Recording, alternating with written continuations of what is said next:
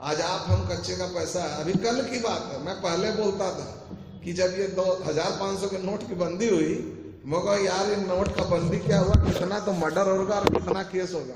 तो सब बोले ये क्या है के लिए। हम बोले अभी तुम शुरुआत हुई है, खाली देख लेना। मान लीजिए मेरे पास में भाई साहब 50 लाख रुपया पड़ा हुआ है। अभी प्रदीप जी से पूछा तो प्रदीप जी बोले देख भैया 25% लगेगा, उससे कम हम नहीं कर सकते। हम एक आदमी साहब के पास गए, बोला कौन यार 8% में तो हो रहा, कब दोगे? मई में दे देंगे आपको। नहीं तो फिर होगा, नहीं भैया 8 नहीं 10% में होगा। हम तो उसको दे दिए। हम सोचे भैया कहाँ 10%, कहाँ प्रदीप साहब 25% बोल रहा, हटा दे दिए। हम दे दिया। अब तो मई की बात ना है, मई में जब देने का बारी आएगा तो हमको पैसा देगा कि धक्का देगा कि जवाब देगा। प्रदीप जैन तो वो नहीं दे सकता, इज्जत है, रिपुटेशन है, 3 पीढ़ी से बसे हुए हैं। नहीं बात है कि इनको तो देना पड़ेगा, नहीं देगा तो 4 जगह बोलेंगे, उसका आवाज ही पहुंचेगा तो बोलेगा रुकना यार दे देते 2 दिन आगे पीछे, लेकिन दे देंगे। मैं बात बोल रहा हूँ।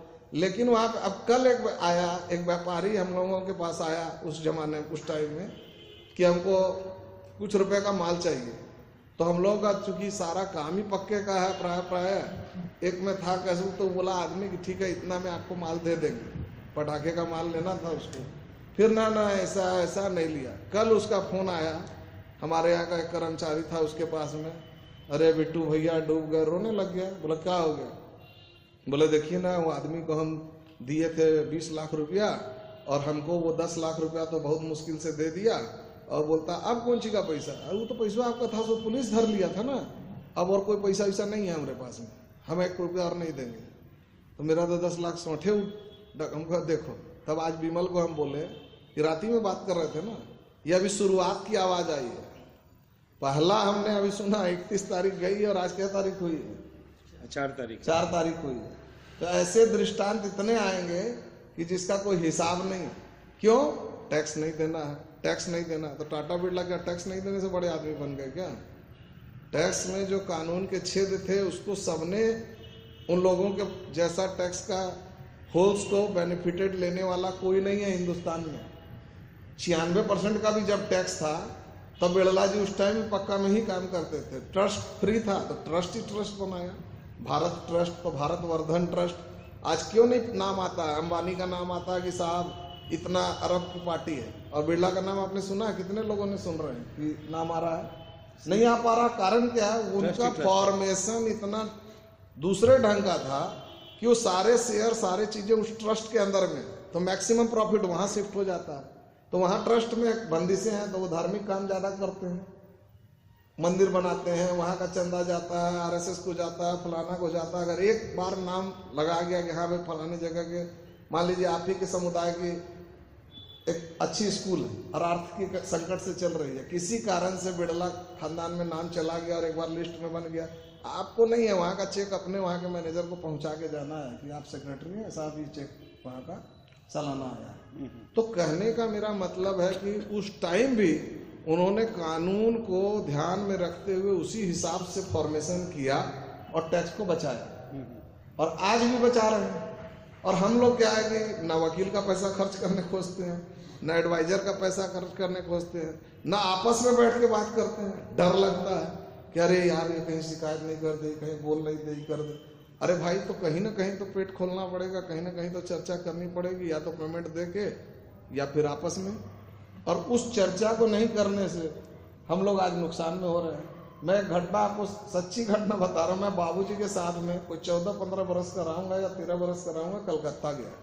तो हम लोग एक गद्दी पे बैठे हुए थे, वो पुराने जो है हमको लगता है छात्रावास वगैरह में पढ़े हुए थे। तो छात्रावास में मेरे पिताजी प्रेसिडेंट रहे मारवाड़ी छात्रावास के, तो उसको किसी कारण से भर्ती कर दिए होंगे।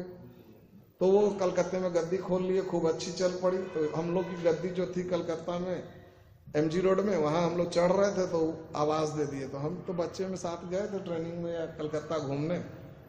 प्रहलाद बाबू सुनो सुनो सुनो। तो बाबू बोले अरे केड़े थे? तो बोला हाँ, संजोग से उनका लड़का आधे घंटे बाद आया। बोले बाबूजी मैंने एक सूट सिलानी है, ये है। बोला हाँ बेटा सिला ले।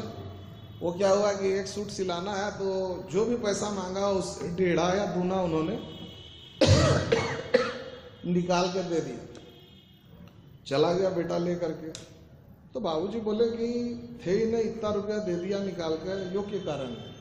अरे क्या बोला प्रहलाद बाबू, वो एक दिखाना भी चाह रहे होंगे। अब समझ में आता उस टाइम हम लोग नहीं कि भाई हम काफी समृद्ध हो गए हैं, मेरे पास अच्छा पैसा हो गया। प्रहलाद बाबू इतना इतना रुपया पड़ा है चाचा जी, और क्या बोला जी को है कि टाबर तो मन उनका खा पी करके आपके मन के। तो बाबू जी बोले देखो मैं थारी जगह हो तो एक बैंक में खातो खुलवा दो, बीमा रुपया डाल दे, तो चेक बुक भी नहीं इशू करा दो। पहले बच्चों की भी चेक बुक इशू होती थी, हमने भी, मेरे हाथ में चेक बुक थी, 12 साल से ऊपर में होती थी, तो उसका कर देते। उसको मैं बोलता कि बेटा ये तुम्हारा ही धन है, तुमको बनाना है, बढ़ाना है, स्थिर रखना है कि खर्च कर डालना, ये तुम जानना। इतनी कौन लफड़ो कड़गो जी, कलकत्तो है, रांची को नहीं, मतलब रांची वाची को तो वो लोग पागल खाना और देहात समझते थे, कलकत्ते को बड़ा श्रेष्ठ समझते थे। भाई साहब आई गई, बात खत्म हो गई।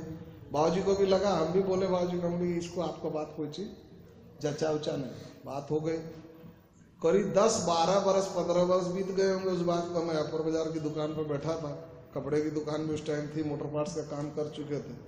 वो एक आदमी आए, बोले कि प्रहलाद बाबू नहीं है क्या, चाचा जी नहीं है क्या? बोले नहीं है, तो कोई शादी वादी में गए हैं, बोलिए। तो बोले हम कलकत्ते से फलाने आए। अरे आइए आइए, तब हम पहचाने कि ओहो जो हम बचपन में देखे थे ये वही हैं। तो हमको नहीं पहचान भाई, 13 बरस के बाद में अगर आप किसी को 26-27 की एज में देखिएगा तो नेचुरली कि नहीं, लेकिन हम तो उनको फिर तुरंत पहचान गए। चाय वाय मंगाए, बैठे, घर ऊपर ही था घर, बैठाए उठाए। उसके बाद पिताजी भी आ गए, आए तो उन्होंने बोला, और होते होते होते होते बोले कि देखो मैं बारात में आया हूँ। बोला था वो, लेकिन चाचा जी मेरे बारात में आना तो बारनो है, मैं थारे से मिलना है। अरे बोलो बोलो क्या बात है, कोई तरीके, और रोने लग गए।